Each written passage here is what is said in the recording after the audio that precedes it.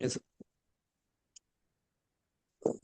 SSC accounting আজকে হচ্ছে আমরা স্পেশালি ফর এসএসসি 27 ব্যাচ যাদের সামনে পরীক্ষা আমরা হচ্ছে এমসিকিউ সলভ করব। সলভ বলতে আমরা পাশাপাশি যে বিষয়গুলো আছে ওই বিষয়গুলো আমরা বলে দিব, একটু এক প্রকার বলা যায় যে অ্যানালাইসিস। এটার আনসার কেন হলো এটা বলবো, এটার আনসার কেন হলো না ওই জিনিসটাও বলবো। এই পাশাপাশি বিষয়গুলো আমরা ভালোভাবে পড়বো। ওকে, দেখি কি বলছে। এগুলা হচ্ছে এটা ঢাকা বোর্ড 2024, হয়তো আমরা 24 সালের 8টা বোর্ড সলভ করব। আমরা যে কোনো একটা বোর্ডের 8টা বোর্ডের প্রশ্ন সলভ করলে লিস্ট মোটামুটি একটা এমসিকিউ সম্পর্কে ধারণা চলে আসবে। আর এই টাইপের কোয়েশ্চনই এসএসসি তে আসে। বোর্ড পরীক্ষায় বোর্ড কোয়েশ্চনের টাইপ প্রশ্নই আসে, এটা হচ্ছে সবচেয়ে বড় কথা।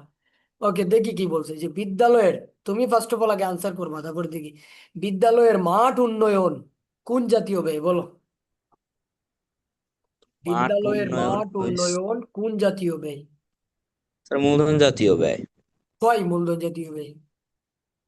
কেন কারণ এটা স্যার বলছো? মাঠ উন্নয়ন তো স্যার মানে প্রতিদিন হবে না, এক বছরের মধ্যে তো স্যার এটা হবে আচ্ছা, না। এই জায়গাতে এই যে স্যার দেখো, আমরা যে বলছিলাম যে বেসিক শো পড়বো, আমরা কি কি পড়ছিলাম, আমি ওয়ার্ডে নিলে হয়তো লিখে লিখে দেখান যেত।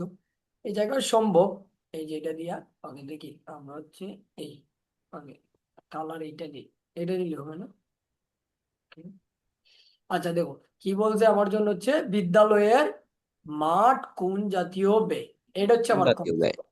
আমার আমরা কি কি পড়ছিলাম বলো তো? আমরা পড়ছিলাম একটা হচ্ছে মুনাফা জাতীয় ব্যয়, একটা কি জাতীয় ব্যয়, হ্যাঁ, মুনাফা একটা জাতীয় ব্যয়। হচ্ছে মুনাফা জাতীয় ব্যয়, আর একটা হচ্ছে মূলধন জাতীয় ব্যয়। আচ্ছা, একটা মুনাফা আর একটা মূলধন। তাইলে এই জায়গাতে আমাদের সবচেয়ে গুরুত্বপূর্ণ কনসেপ্ট যেটা মুনাফা জাতীয় ক্ষেত্রে আমরা তিনটা রুলস পড়ছিলাম। কয়টা রুলস, কয়টা কনসেপ্ট পড়ছিলাম বলো তো? তিনটা। তিনটা। যে মুনাফা তিনটা জাতীয় কখন হয় বলো তো?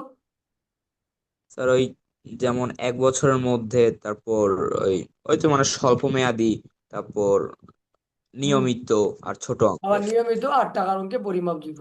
In the on the other hand বা হচ্ছে পক্ষান্তরে আবার সেম বিষয়টা হচ্ছে কি হয়, যদি আমরা বলি হচ্ছে আহ, কি বলে ওটারে, মূলধন জাতীয় যদি বলি তাইলে এটা কি হবে বলো তো?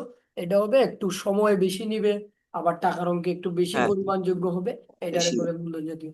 সুতরাং বিদ্যালয়ের কাজটা আমরা প্রতিনিয়ত, আমরা বিদ্যালয়ের মাঠ উন্নয়ন আমরা বারবার বা হচ্ছে বছরে 1-2 বার আমরা করি না, বা এটা আমরা হচ্ছে সাত হ্যাঁ, আট বছরে একবার করি এমনও হয়, যে কারণে এটা হ্যাঁ। হচ্ছে মূলধন জাতীয়। এখন এই জায়গাতে দেখো আরেকটা কনসেপ্ট বলে দিয়েছে, বিলম্বিত মুনাফা জাতীয় হবে। এটার কাহিনী কি আমরা জানি? যেমন সামটাইমস আমাদের আহ, কিছু কোয়েশ্চন আছে, কিছু মানে স্যার কোয়েশ্চন বলতে এক অলরেডি বছরের তুমি মধ্যে জানো। হওয়া সত্ত্বেও দীর্ঘ।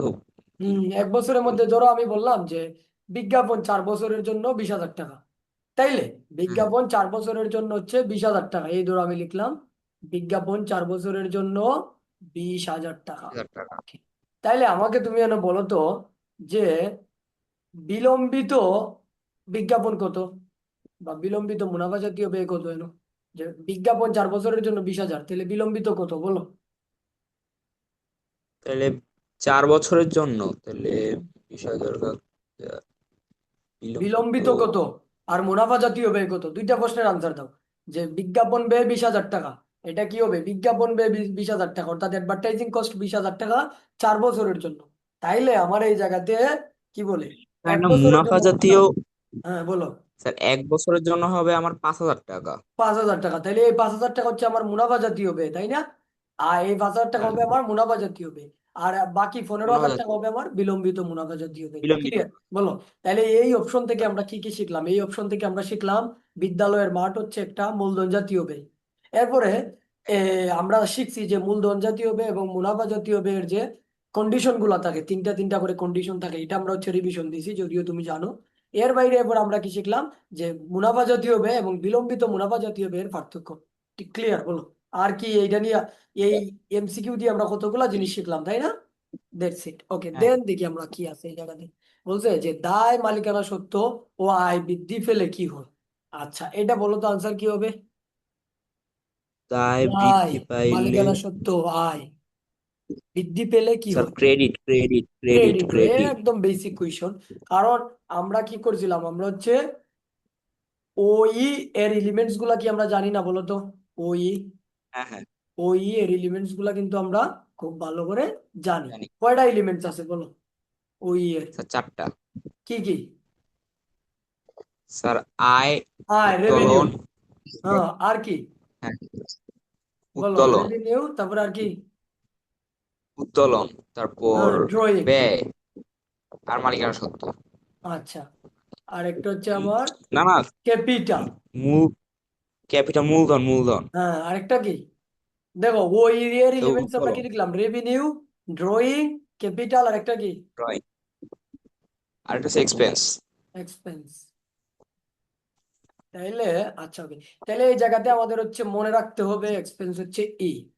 মনে রাখতে হবে আমাদের কি কি মনে রাখতে হবে, যে ক্রেডিট অপশন কোনগুলা, রেভিনিউ এবং হচ্ছে কি বললাম, অর্থাৎ আয় এবং হচ্ছে ক্যাপিটাল, মূলধন, এই দুইটা হচ্ছে আমাদের জন্য ক্রেডিট। আর ড্রয়িং আর হচ্ছে এক্সপেন্স হচ্ছে আমাদের জন্য ডেবিট। এটা হচ্ছে আমাদের কনসেপ্ট। এই জায়গায় বলছে দায়, দায় বলতে এ সমান এল যোগ ই, আমরা ট্রাম পড়ছি না? বললো পড়ছি কিনা? হ্যাঁ, আচ্ছা, এটা 10 মিনিট ইয়েস পরে স্যার। হবে। আর ওয়েট কর, 30 সেকেন্ড। আর 30 সেকেন্ড।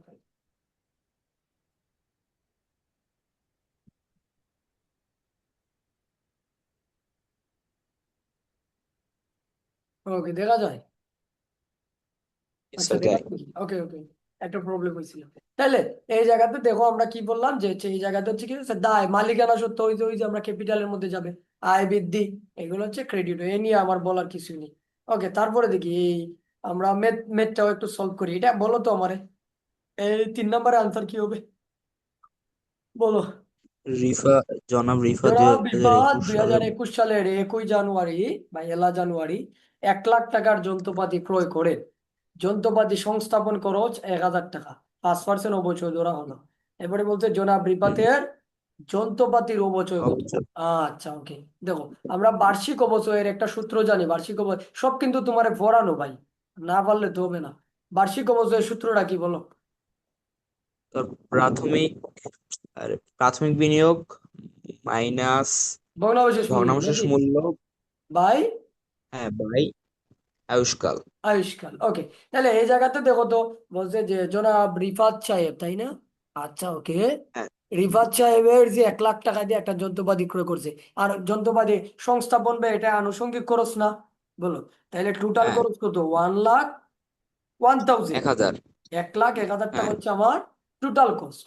এটাকে আমি আনুষঙ্গিক করো, ওই ধরো ভগ্নাবশেষ মূল্য কিছু আছে? নাই।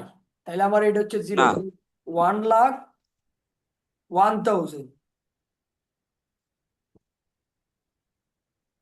বাঘ কি ওয়ান লাখ দিব ওয়ান বলো? থাউজেন্ড বাঘ দিব হচ্ছে যন্ত্রপাতি কি বলছে যে, আচ্ছা, ও এনে আমার পার্সেন্টেজ দিয়ে দিছে, আমরা এভাবে বের না করে আমরা হচ্ছে পার্সেন্টেজ দিয়ে বের করবো।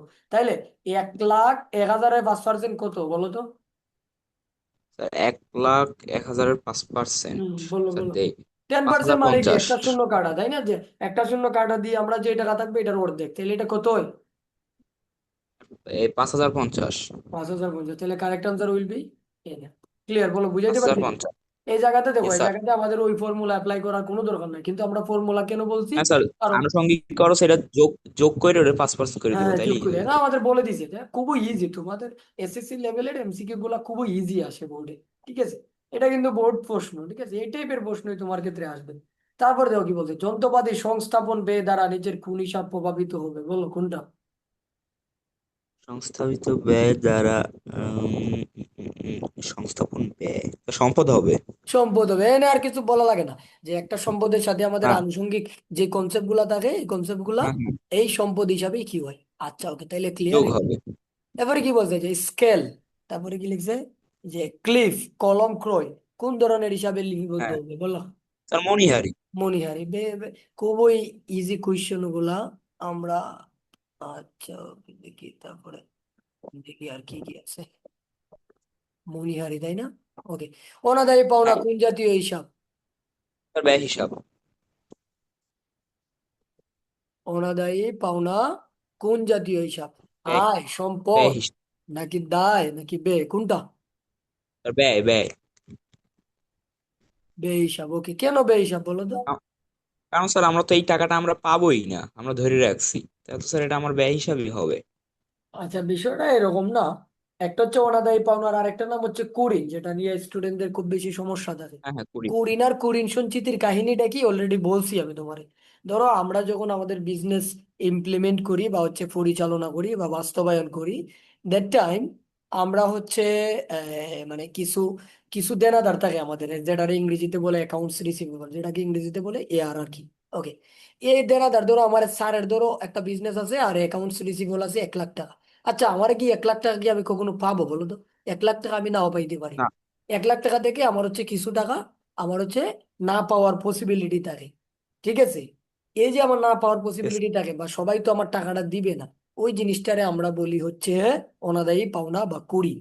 আর কুড়ির আমাদের পাওনা। সত্যিটা কি, যে ইন ফিউচারে আমি কিছু টাকা পাবো না, এটা আমি বুঝে গেছি, যে কারণে আমি হ্যাঁ, হ্যাঁ। এটার পরিবর্তে একটা সেভিংস ক্রিয়েট করে রাখলাম বা অগ্রিম টাকাটা রাখলাম, ওইটারে বলে কুড়ির সঞ্চিতি। আর এই অনাদায়ী সঞ্চিত। পাওনাটা হচ্ছে বেহিসাব। ওকে, যাই হোক, বিক্রয় ফেরত জাবেদার, এবার কি বলছে, বিক্রয় ফেরত জাবেদার উৎস দলিল কোনটি বলো তো? Credit note. Credit note, very good. তাইলে এই জায়গাতে মনে রাখবো ক্রয় ফেরতের জন্য কোনটা হয়, বিক্রয় ফেরতের জন্য কোনটা হয়, তাই না? এই বিষয়গুলা প্রত্যেকটা হ্যাঁ, এন্ট্রি হ্যাঁ। খাতায় লিখে আগামী ক্লাসে, অফলাইন ক্লাসে আমি দেখবো এগুলো হচ্ছে কি করবা, নোট করবা খাতায় লিখে লিখে। এই যে বিক্রয় ফেরত জাবেদার উৎস দলিল হচ্ছে ক্রেডিট নোট। এবারে ক্রেডিট বাউচার কখন ক্রেডিট ইউজ নোট। করা হয়, ডেবিট বাউচার কখন ইউজ করা হয়, ডেবিট নোট কখন ইউজ করা হয়, এই বিষয়গুলো খুব ভালো করে জানতে হবে। ওকে, দেন আমরা দেখি আর কি কি আছে। প্রকৃত জাবেদায় লেখা হয় নিচের কোনটি বলো? So, প্রকৃত জাবেদায় লেখা হয় নিচের কোন? হুম, হুম, হুম। প্রকৃত জাবেদায় লেখা হয় নিচের কোনটি?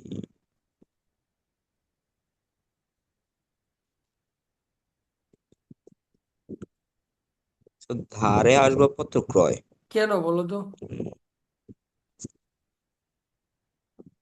না, এটা হবে না স্যার, একটু। ওকে, তুমি চিন্তা করো, যেহেতু এগুলো তোমার পড়ানো ভাই, বেসিক সব পড়াইছি তাই না, সব বেসিক পড়ানো।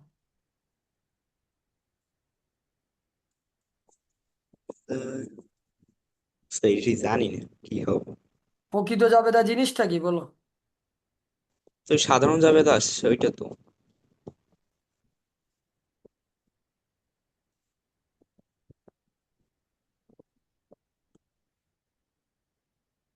হুম, কি বলছো বুঝি নাই। যে সাধারণ জাবেদা। আচ্ছা, একটা কনসেপ্ট মনে রাখবা, যে যেসব সাধারণ বা অনিয়মিত লেনদেন যে বিশেষ জাবেদা। আচ্ছা, বিশেষ জাবেদা কোনগুলা বলো তো? ওগুলা কিন্তু এমসিকিউ আসবে স্যারের ওই যে কথা দিয়া। ওই যে নগদ প্রাপ্তি জাবেদা, নগদ প্রদান আচ্ছা, জাবেদা নগদ ওগুলো। প্রাপ্তি জাবেদা, নগদ প্রদান জাবেদা, ক্রয় জাবেদা, বিক্রয় জাবেদা, ওগুলার আমরা কি বলি? বিশেষ জাবেদা, তাই না? আচ্ছা, যে এই হ্যাঁ, জিনিসগুলো হচ্ছে আমরা বিশেষ জাবেদায় লিখি না, ওই বিষয়গুলো আমরা কি করি, প্রাথমিক জাবেদায় লিখি, তাই না? ওই প্রাথমিক হ্যাঁ। জাবেদায় যে জিনিসগুলো আমরা লিখি ওইটারই কি বলে? প্রকৃত জাবেদা বলে। তাইলে প্রকৃত এই জাবেদা। জায়গাতে দেখো তো, কত নাম্বার, 8 নাম্বার, দ্বারে আসবাবপত্র ক্রয়, এটা কি আমরা কোনো বিশেষ জাবেদায় লিখি না। বলো? আচ্ছা, এবার দ্বারে পণ্য ক্রয়, এটা চাইলে আমরা বিশেষ জাবেদায় লিখতে পারি। নগদে যন্ত্রপাতি ক্রয়, হ্যাঁ, হ্যাঁ। ওই যে নগদ যন্ত্রপাতি। এবারে কৃত পণ্য বেরোয়, কনসেপ্টটা কি বোঝা গেছে বলো? আর কি কখনো Yes, বলবা? স্যার। তাহলে না। প্রকৃত জাবেদা জিনিসটা কি বললাম বলো তো? স্যার, প্রকৃত জাবেদা হয়েছে মানে যেই এন্ট্রি বিশেষ গুলো আমরা আসলে বিশেষ বিশেষ জাবেদা যেগুলো জাবেদায় বলছেন। লিখি না, ঠিক আছে, সোজা বাংলা, যে হ্যাঁ। বিষয়গুলো আমরা বিশেষ জাবেদায় লিখি না, আমরা হচ্ছে কি করি, প্রাথমিক জাবেদার বইতে লিখি, ওই এন্ট্রি গুলারে আমরা বলি হচ্ছে প্রকৃত জাবেদা। এই জায়গাতে কারেক্ট আনসার উইল বি ডারে আসবাবপত্র ক্রয়। ওকে, দেন কি বলছেন বলো তো? সাদিক অ্যান্ড সন্স এর প্রারম্ভিক মূলধন 2,50,000, বিক্রয় মূল্য বা sales value 3 lakh, net profit 40,000 and drawing 45,000। বলছে সাদিক এন্ড সন্সের নিট মুনাফার হার কত। আচ্ছা, এটা কিন্তু বুঝার বিষয়, একটু ক্রিটিক্যালি একটু ট্রাই করতে চেষ্টা করো। আর এটা যদি এই নিট জায়গাতে না মুনাফা। হয়, আমি অফলাইনে হয়তো ভালো করে খাতায় লেখেন লেখে বুঝিয়ে দিয়ে দিব না। সাদিক এন্ড সন্সের প্রারম্ভিক মূলধন 2,50,000, বিক্রয় আচ্ছা, এটা মূল্য তুমি আপাতত স্কিপ করো, 3,00,000। বাসায় এটা দেখবা, ঠিক আছে? এটা এখন এই জায়গাতে Yes, আমি স্যার। লিখে আসলে বোঝানোটা সম্ভব না, ঠিক আছে, আমার তো প্রিমিয়াম নাই। আমি হচ্ছে তোমার অফলাইন ক্লাস এটা বুঝাই দিব। আর এটা তুমি চেষ্টা করবা, ঠিক আছে? এটা কি করবা বলো, Yes, ট্রাই স্যার। করবা। আমি চেষ্টা করবো। এই দুইটা আমরা স্কিপ করতে পারি। কত নম্বরে ছিলাম আমরা? আহ, 9 নাম্বার। এটা বাদ দিয়ে দেবো। এই যে এই জায়গাগুলো বলো। প্রত্যক্ষ শ্রম কারখানা ও পরিবেশ সমষ্টিকে কি বলে? এইবার ফিডাবো ভাই যদি না পারো। বলো। প্রত্যক্ষ শ্রম ও কারখানা ও পরিবেশ সমষ্টিকে কি বলে? 12 নম্বর। প্রত্যক্ষ শ্রম। প্রত্যক্ষ শ্রম ও এক সেকেন্ড। কারখানা ও পরিবেশ সমষ্টিকে কি বলে?